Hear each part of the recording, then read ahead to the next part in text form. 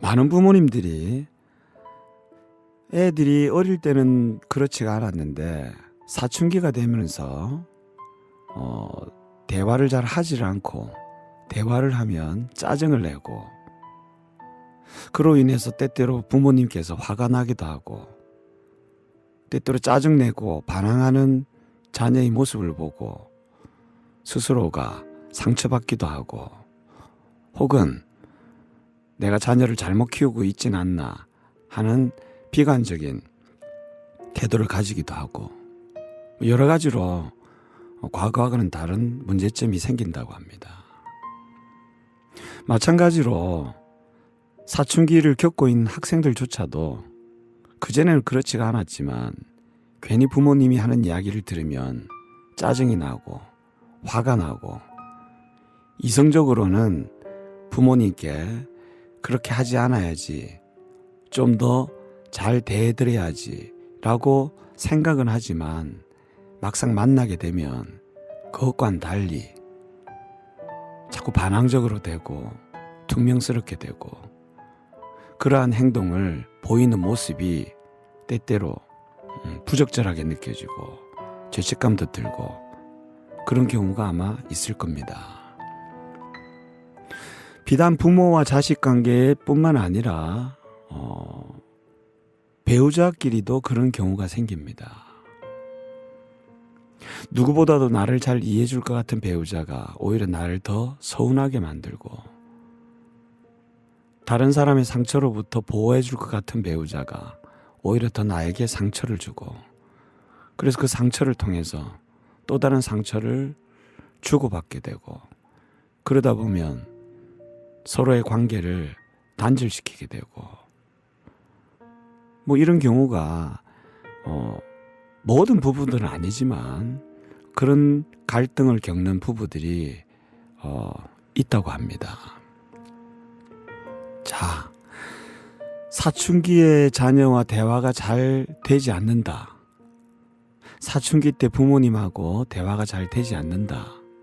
대화하는 것이 상당히 짜증스럽다. 힘들다. 부부끼리 대화하는 게 왠지 피곤하다. 어떨 때는 더 실망스럽다. 심한 경우에는 그게 상처로 다가온다. 자, 이렇게 생각이 들거나 이런 마음이 드는 분들은 정상입니다. 아마 정상이라는 표현이 깜짝 놀라신 분들도 계시겠지만 어쨌든 사춘기의 자녀와 사춘기의 자녀가 부모하고의 대화가 잘 되지 않고 관계가 틀어진다. 부부끼리도 왠지 대화가 어색하고 또 상처를 주고받게 된다. 이런 관계는 다 정상입니다. 여러분, 정상이란 말은 다행스럽다는 이야기입니까? 불행하다는 이야기입니까? 정상은 다행스러운 겁니다. 아마 자녀를 출산하게 되면 가장 먼저 자녀를 출산하자마자 부모님들이 물어보는 첫 번째 질문이 건강한가요? 정상인가요? 그러한 것들을 물어보지.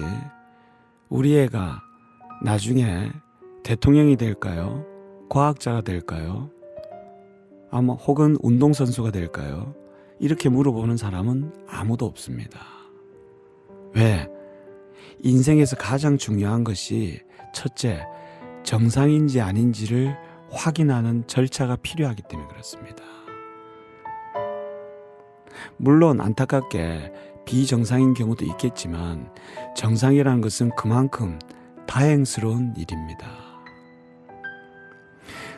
그럼 우리가 제가 방금 말씀드렸지만 부모 자식 간의 관계가 힘들어지고 부부 관계가 힘들어지고 대화가 매끄럽지 않은 것이 정상이라고 했는데 그럼 정상이라는 것은 다행스러운 일이 되어야 되는데 우리는 정상적인 관계임에도 불구하고 우리 스스로의 관계들이 불행하다고 생각합니다. 왜 불행하다고 생각하느냐? 뭔가 내가 하고 있는 관계가 잘못되고 있다라고 받아들이기 때문에 그렇습니다. 그렇게 인지하는 데 있어서 가장 많이 기여하는 것이 저는 TV에 기획된, 연출된 리얼 프로그램들입니다. 가족끼리 모여서 음식을 만들고 대화를 하고 서신을 주고받고, 물론 그렇게 살지 말라는 게 아니라 그렇게 살 수만 있다면 그것은 대단한 일들입니다. 그리고 또 하나, 요즘은 SNS를 통해서 다른 사람의 생활을, 다른 사람의 일상을 늘 비교하면서 살아갑니다. 어떤 사람들은 여행지에 가고, 어떤 사람들은 가족 사진을 찍고, 어떤 사람들은 가족과 같이 식사를 하고, 이런 모습들을 보면서 비교를 해보면 뭔가 나는 비정상적인 그런 불행한 삶을 살고 있다는 자괴감에 빠지게 됩니다. 역시 그러한 인생을 살지 말라는 것이 아닙니다. 제가 왜 사춘기의 자녀와 사춘기의 자녀가 부모하고의 대화가 잘 되지 않느냐, 그리고 부부끼리, 누구보다도 이해해야 될 부부끼리 왜 대화가 잘 되지 않느냐, 그것을 정상이라고 하는 이유는 있습니다. 자, 같이 한번 생각해 봅시다. 여러분들 사춘기를 겪는 자녀와 어떻게 대화를 해야 되는지, 어떻게 관계를 해야 되는지 공부해 본 적 있습니까? 전공해 보신 적 있습니까? 우리가 대학에서 4년, 대학원에서 2년, 박사에서 3, 4년을 전공을 하였더라도 그 전공을 발현하기가 쉽지 않은 게 삶인데, 내 자녀와 어떻게 대화를 해야 되는지, 사춘기의 자녀를 어떻게 받아들여야 되는지, 어떻게 관계를 해야 되는지 배우지도 않고 공부해보지도 않고 서툰 것은 지극히 정상적인 일입니다. 마찬가지로 부부 생활을 함에 있어서 갈등이 발생하였을 때, 혹은 내가 필요한 요구를 할 때,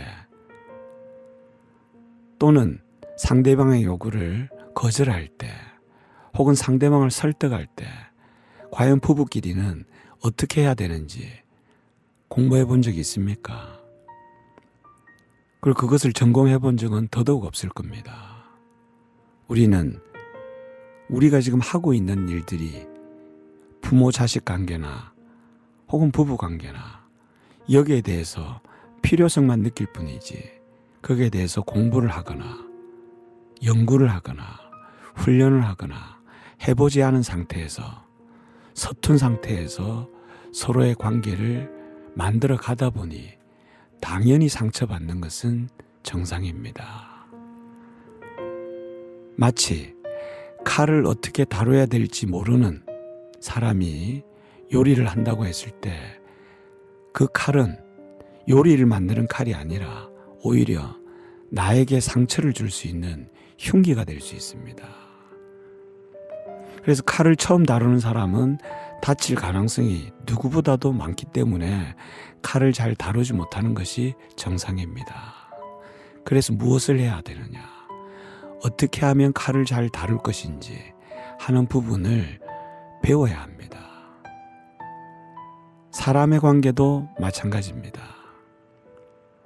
내가 다른 사람과 관계를 어떻게 맺어서 어떻게 행복을 추구할 것인가 하는 부분을 배우지 않고 그냥 무작정 관계를 맺어간다면 그것은 손에 익지 않은 칼을 가지고 상대에게 상처를 주게 되는 그런 안타까운 일들이 벌어지게 됩니다.